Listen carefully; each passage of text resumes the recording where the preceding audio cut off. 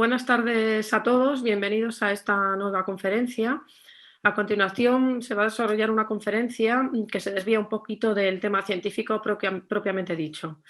Contamos con la presencia de Iván Martínez López, que es economista y vicepresidente de la World Compliance Association. A lo largo de su presentación nos va a intentar explicar en qué consiste un sistema de compliance, qué aplicaciones tendría su implementación en una sociedad científica. Iván es un gran comunicador y seguro que vamos a disfrutar con su conferencia titulada Compliance e Integridad, situación y retos en el marco legal español. Recordar que disponéis de un pequeño icono en el cual podéis ir haciendo, mientras está pasando la conferencia, las preguntas que consideréis oportunas que luego discutiremos al final de la presentación. Pues nada, Iván, te doy paso para que nos ilustres con tu presentación. Gracias, Gemma.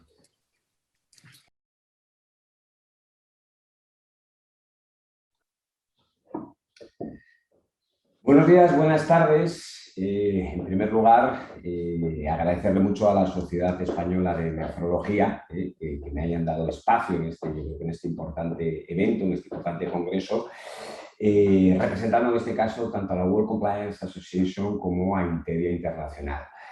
Bueno, vamos a hablar quizá un tema que va a romper un poco la dinámica de las diferentes sesiones expertas que vienen tratando a lo largo de este congreso, pero que sin embargo cada vez es más un elemento transversal en la gestión de cualquier actividad. Es un tema que seguramente muchos de ustedes ya han oído hablar, ¿verdad?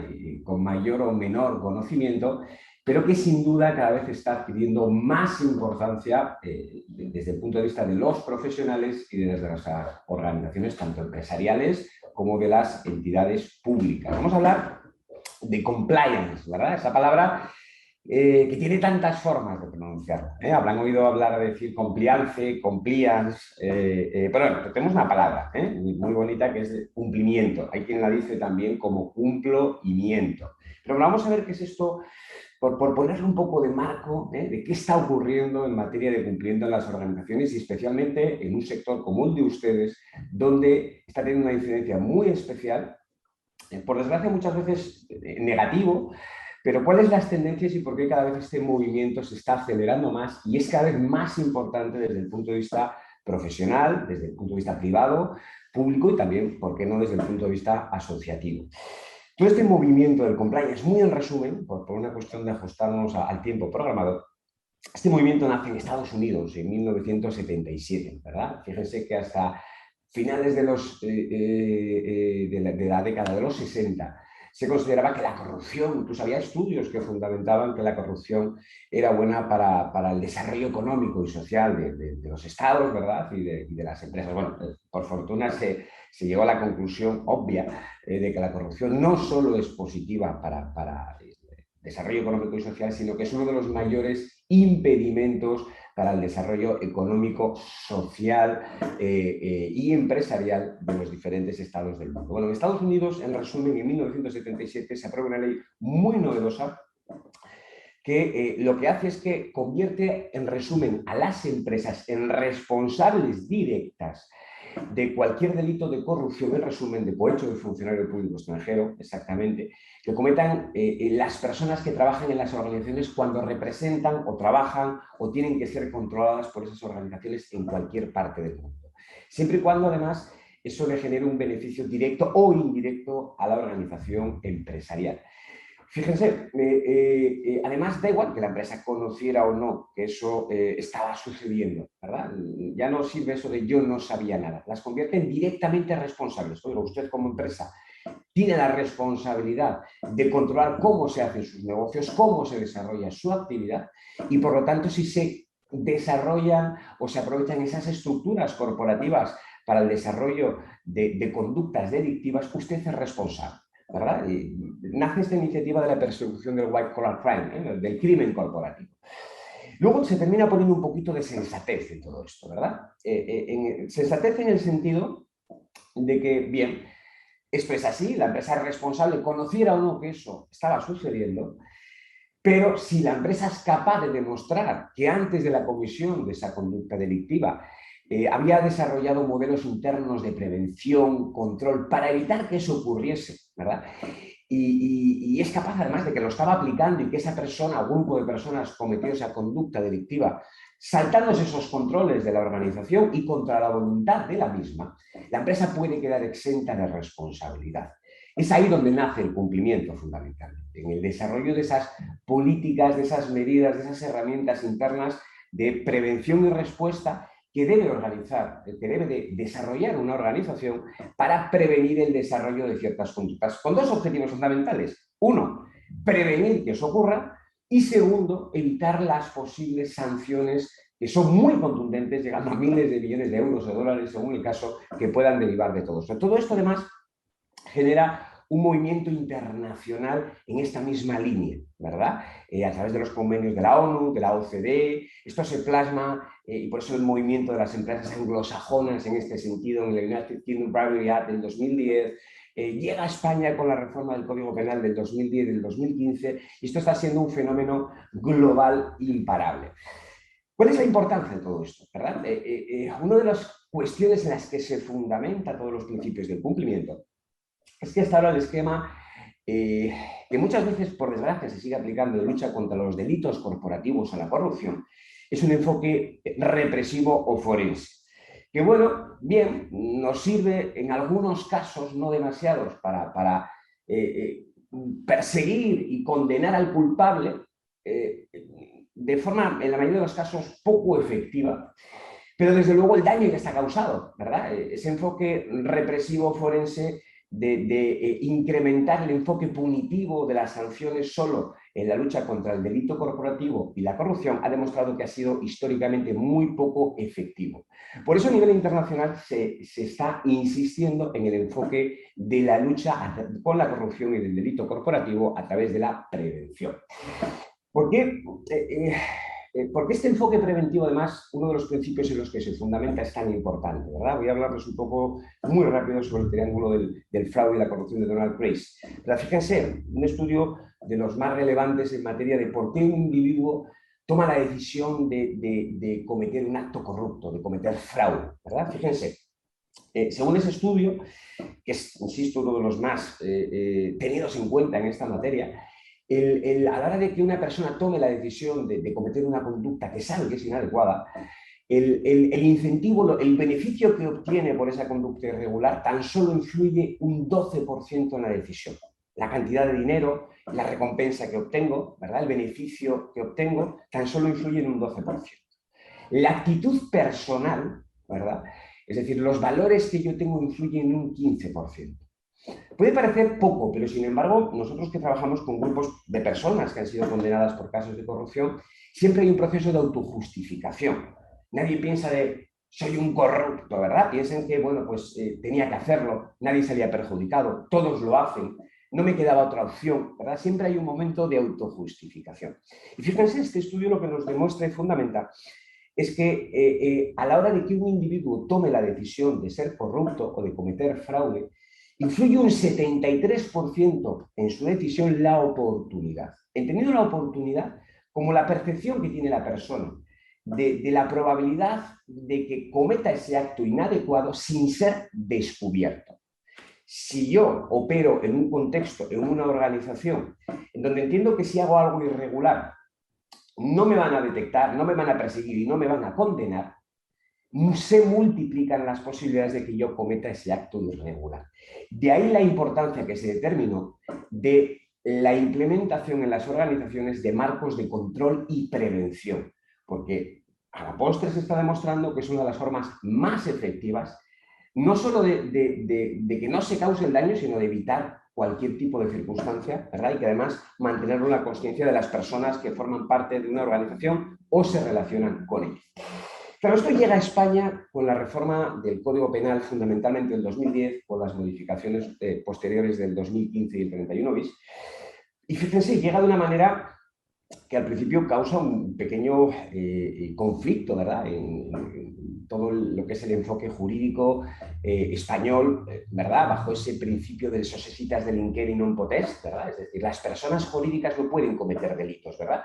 Y hasta ahora así estaba considerado, ¿no? No podíamos acusar a las empresas, a las personas jurídicas por delitos penales. Fíjense, este principio se invierte totalmente, se invierte al extremo contrario, ¿verdad? Las personas jurídicas, las corporaciones, las empresas, ¿verdad?, son responsables directas de los delitos, de cierto catálogo de delitos que luego veremos, que cometan las personas que de ellas dependen, que están bajo su control y supervisión, ¿verdad? Siempre y cuando ese delito le genera un beneficio directo o indirecto, entendiendo por beneficio indirecto, además, un enfoque tremendamente amplio. Fíjense, pasamos a una situación real donde las empresas, ¿verdad?, son responsables de las conductas delictivas que puedan cometer administradores, directivos, empleados, socios, representantes, agentes, etcétera, etcétera, etcétera, siempre y cuando les genere un beneficio directo o indirecto. Y fíjense, aunque la persona jurídica, aunque la empresa no fuera conocedora de que esa conducta delictiva se estaba produciendo. Es decir, yo a usted como empresa no le voy a juzgar inicialmente por ser conocedora o no. Usted es responsable por defecto. De hecho, se invierte un principio legal y jurídico muy importante, ¿verdad? El indubio pro reo, que aplica en el derecho penal en materia de personas físicas. Cuando hablamos de aplicación de este mismo principio en delitos penales aplicables a las personas jurídicas, las convierte en presuntamente culpables. Presuntamente culpables. Es decir, las personas jurídicas, ante el desarrollo de conductas o actividades delictivas cometidas por las personas físicas que están bajo su control, supervisión o toman decisiones, la persona jurídica, son directamente responsables. ¿Sí? Si yo sé que usted no cometió ese acto de corrupción como empresa, la empresa de hecho es un ser ficticio, ¿verdad? Pero esa persona o ese grupo de personas estaban bajo su responsabilidad. Con lo cual, ¿sí?, su responsabilidad es haber establecido medidas de control y prevención. Es aquí donde entra el compliance. La propia legislación dice, hombre, bien, si la persona jurídica es capaz de demostrar que antes de la comisión de esos hechos delictivos había desarrollado un modelo de prevención de delitos, ¿verdad?, con determinadas características tasadas en el propio artículo 31 bis, ¿verdad?, había demostrado que quería hacer las cosas bien y que fue la persona quien, saltándose los controles establecidos, cometió ese delito contra la voluntad de la empresa puede quedar exenta de responsabilidad. Una de las novedades, además, del marco español, a diferencia de otros países, es que no solo se atacan o no solo son imputables los tipos delictivos relacionados con la corrupción, sino que el catálogo de delitos es uno de los más amplios del mundo. De hecho, tomamos directamente la referencia de Italia, ¿verdad? Y a día de hoy este es el catálogo de delitos de los cuales directamente una persona jurídica es responsable si cualquiera de sus directivos o directivas o personas que están bajo su control y supervisión cometen en el desarrollo de su actividad. Fíjense en el marco que estamos hoy, ¿verdad? Los delitos que tienen que ver, que tiene una organización relacionados de que cualquier persona que está bajo su supervisión o la representa cometa delitos relacionados contra la propiedad intelectual e industrial, ¿verdad? Artículos, desarrollos innovadores, ¿verdad? Los delitos contra el mercado y los derechos de los consumidores, las estafas y fraudes, los delitos contra la salud pública, el tráfico de influencias, el descubrimiento y la revelación de secretos, los delitos contra la hacienda y la seguridad social, el cohecho, ¿verdad?, delitos de corrupción, soborno, etcétera, etcétera, la alteración de precios y subastas, concursos y similares, los delitos contra los derechos de los trabajadores, ¿verdad? Fíjense la cantidad de situaciones que se pueden dar en las organizaciones de las que ustedes son miembros o representan en algunos casos, que pudieran derivar que la empresa directamente tiene que responder con ello y la única defensa tasada legalmente que existe es que la organización hubiera desarrollado medidas preventivas y sea capaz de evidenciar además que esas medidas preventivas estaban realmente aplicadas aportando evidencias de lo mismo. Fíjense que además las consecuencias tasadas por la ley para la persona jurídica son terribles, llegan a la pena de muerte, a la disolución de la persona jurídica, ¿verdad? Ante la responsabilidad o ante la condena de una persona jurídica por un delito penal que hasta el 2010 ni siquiera se podía juzgar en la persona jurídica, de repente llega a consecuencias que terminan por la disolución, intervención judicial, prohibición de participar en licitaciones públicas en contratación con el Estado. Es decir, las consecuencias son terribles para las empresas. Claro, alguno puede decir, hombre, es que este señor que se dedica a esto del compliance viene aquí a asustarnos, a meternos miedo, ¿verdad? A vendernos su película y a meternos un poco de miedo. Bueno, les voy a dar algunos datos muy rápidos. Fíjense, en el 2019, España, pese a que fue una ley que tardó en empezar a funcionar, porque cambiaba muchos de los paradigmas legales y judiciales en España, rápido nos ha empezado a gustar en los últimos 3, 4 años especialmente, y en el 2019 ya llevábamos más de 2.400 millones de euros en condenas, en multas a personas jurídicas derivadas de la aplicación de este principio. No solo eso, sino que además cada vez más las empresas, las corporaciones, son más conscientes no solo del impacto del daño económico, el daño legal que les puede ocasionar esto, sino que el impacto reputacional que les genera el verse inmersas en un escándalo de este tipo, en muchas ocasiones, es incluso terriblemente superior que la consecuencia tasada legalmente. Yo he trabajado con organizaciones en donde, derivadas de casos de corrupción, han visto cómo perdían su valoración bursátil de un 74% en una semana. Y el tema todavía ni siquiera se estaba empezando a juzgar. Realmente tenemos cada día más casos encima de la mesa que hasta el 2010-2015 no podrían haber sido ni siquiera investigados y que cada vez están impactando más a las organizaciones. De hecho, fíjense, en un estudio reciente de la OCDE, organización con la que hemos colaborado en varios proyectos, realiza un estudio de por qué las organizaciones adoptan programas de cumplimiento, ¿verdad?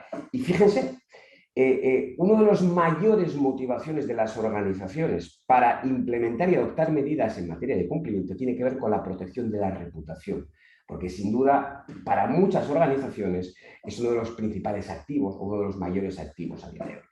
No solo eso, sino que además, fíjense, en el 2019 esto se declara tema jurídico del año. Sí, esto cada vez está asentándose más y teniendo, no solo es un enfoque teórico, sino que está impactando realmente en la persona jurídica. ¿Solo para las personas jurídicas? No. Fíjense, el artículo 225 y 236 establece que si, vamos a conectar ideas muy rápido, que si esa persona jurídica recibe una condena, directamente habilitaría a los accionistas, a los socios y socias de esa corporación a reclamar a los administradores por haber omitido su responsabilidad del establecimiento de controles. Porque fíjense, a la persona jurídica básicamente no se le condena por haber formado parte activa del delito, sino que en resumen se le condena por la omisión de sus responsabilidades de control interno.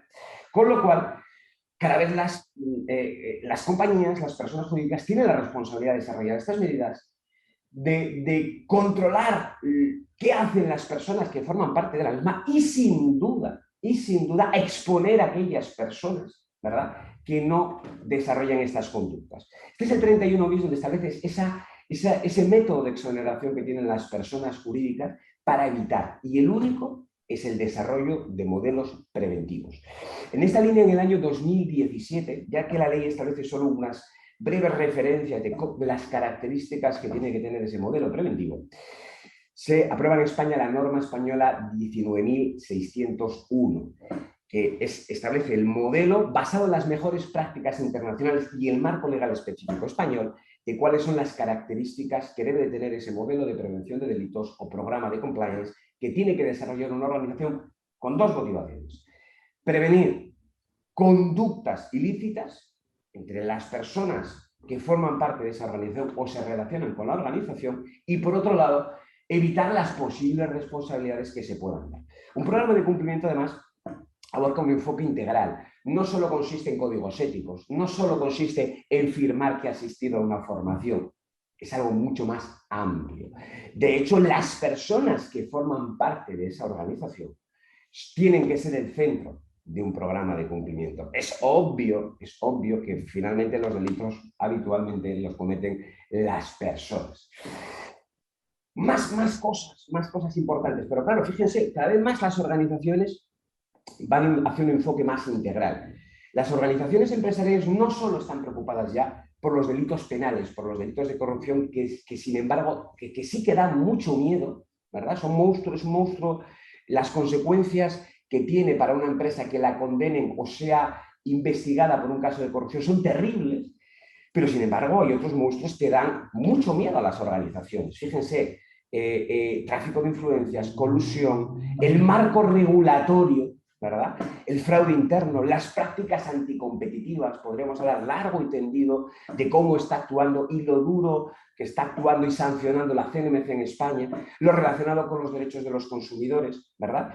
En este sentido, recientemente se ha publicado una norma internacional que busca ese enfoque integral, de entender cuáles son los monstruos completos que pueden afectar gravemente a la vida y a la sostenibilidad de una organización, no solo de tipo penal, sino todas las amenazas que sean graves, para desarrollar un modelo de protección a la organización. Porque al fin y al cabo, esto en compliance tiene que ver con proteger a la organización, ¿sí? Y aquellas personas que forman parte de la organización que quieren hacer las cosas de forma adecuada.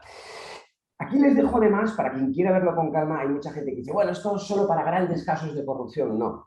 Tal y como está articulado y los tipos delictivos imputables a la persona jurídica en España, les pongo algunas situaciones muy habituales que se dan en este país, ¿verdad? Donde, fíjense, anualmente España, por ejemplo, en los rankings anuales en materia de corrupción, es uno de los países que peor parado sale, diferentes situaciones que se dan, por desgracia, todavía de hoy, muy habitualmente, y que quizá a algunos les suene familiar o les suene cercana. No solo estamos hablando de grandes casos de corrupción, estamos hablando de uso inadecuado de propiedad intelectual, etcétera, etcétera. Muchas situaciones que se dan en nuestro día a día.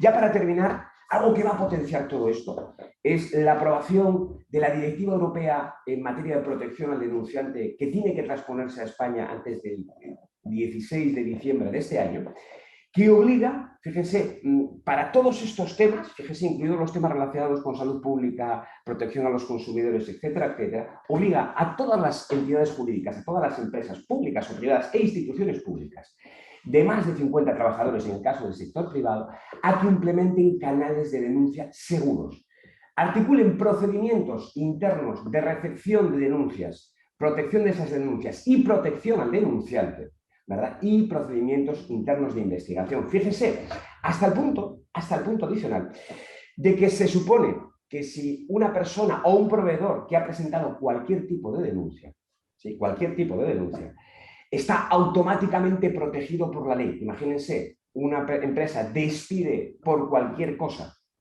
a una persona que previamente ha presentado una denuncia, automáticamente, en resumen, sería un despido nulo o una rescisión nula de contrato, porque automáticamente la ley va a contemplar que es una medida represiva, ¿verdad?, por esa denuncia presentada. Esto es un nuevo reto que sin duda va a impulsar más el compliance de las organizaciones y va a hacer que las organizaciones se tengan que comprometer más hacia la prevención de delitos y hacia la explicación de cómo están haciendo las cosas.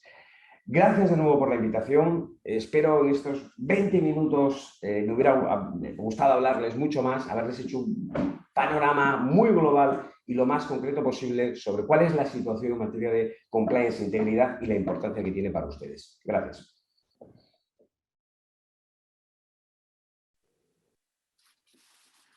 Muchas gracias, Iván, por tu interesante conferencia.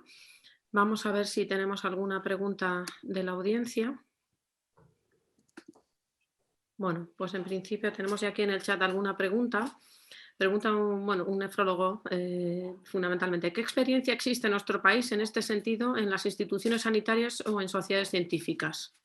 Bueno, la realidad es que muchísimas instituciones sanitarias, especialmente en el ámbito privado, ya están desarrollando iniciativas en materia de desarrollo de programas de cumplimiento y prevención de delitos. Muchísimas. De hecho, hay que pensar que el sector médico y farmacéutico en general es un sector que ha estado en el ojo del huracán durante los últimos años, por motivos obvios. Tendremos una bibliografía amplia sobre la cuestión y son múltiples iniciativas. Estas normas lo que están haciendo es dotar de formalidad, es decir, venimos de una época donde el compliance no estaba muy definido qué era, ¿verdad?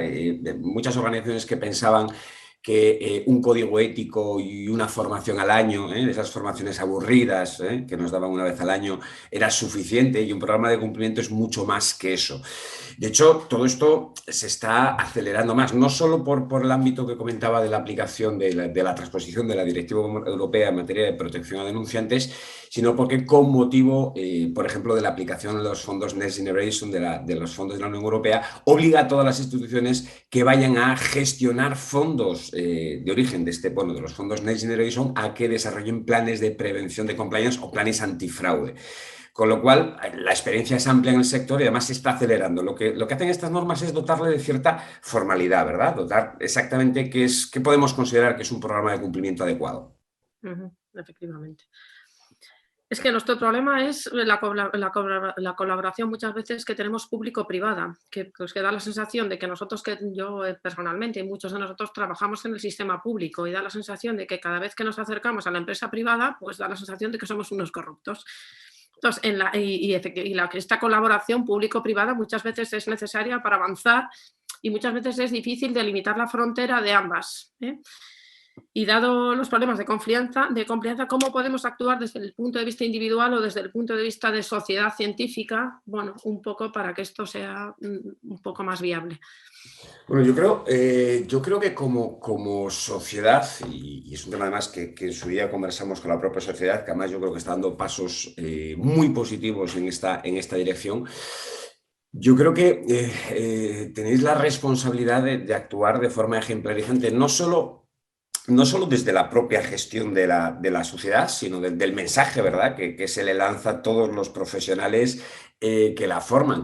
Evidentemente, además, fíjate, yo cuando trabajo mucho con el ámbito del sector público en muchísimos países en el apoyo de desarrollo y planes anticorrupción nacionales, cuando hablan de, ¿verdad?, la corrupción es culpa del corruptor, ¿verdad?, del privado, ¿verdad? Y claro, cuando me reúno con organizaciones privadas, dicen, no, es culpa de los funcionarios, ¿verdad?, del sector público, de los políticos. Y yo siempre digo lo mismo, digo, a ver, la corrupción es una cuestión de personas, para empezar, y a veces las personas están de un lado y a veces están del otro. Claro, está claro que cuando se mueven intereses, mucho dinero y temas tan delicados como temas económicos, temas de la salud, evidentemente, y especialmente donde se da esa fricción, esa intersección entre el sector público y privado, los riesgos son más que evidentes. Entonces yo creo que el papel institucional que tiene la sociedad médica y la sociedad científica al final tiene que ser ejemplarizante, porque además cada vez más las organizaciones privadas se van a ver en el problema de tener que confrontar los intereses de la propia organización